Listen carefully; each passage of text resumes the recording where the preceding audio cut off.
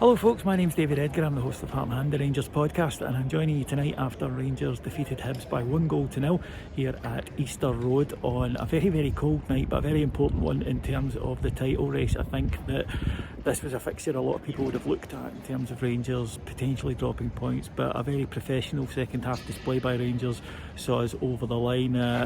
It was really Alfredo Morelos who will grab all the attention after this match. There was an incident early on where he could have been sent off.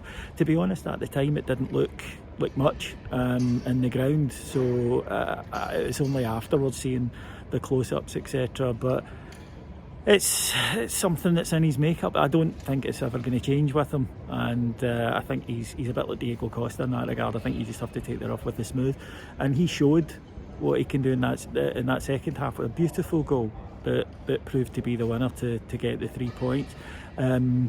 He might well face a citing for it from the compliance officer afterwards, but it's everything about it. We saw all the sides of Alfredo Morelos in the first half. At times the ball wouldn't stick to him, in the second some of his passing was tremendous. He scores that wonderful goal and then he gets put clean through and dithers.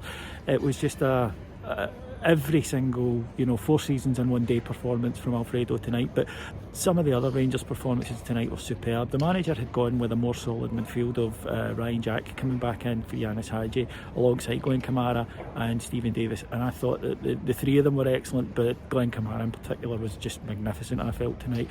What was impressive here for me was the fact that Rangers have come here before and been in good positions and played quite well, and then not got over the line, ended up drawing.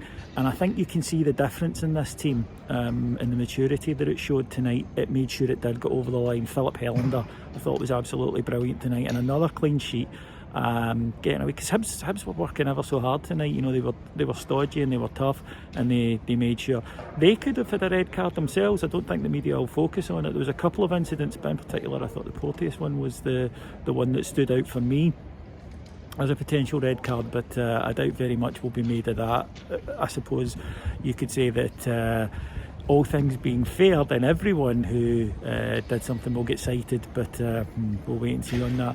In terms of where this leaves the title race, one game at a time, but I've felt for a few weeks now that our name's on this, and I still do.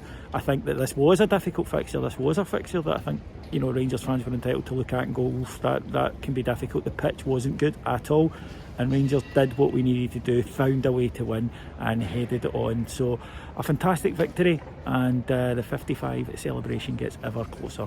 Thank you so much for joining me. If you want to hear more from us, just go to our Patreon site, patreon.com/Heart and Hand, and I'll be back next Wednesday to talk to you after Rangers take on St Johnstone. Till then, have a safe, wonderful week. Bye bye.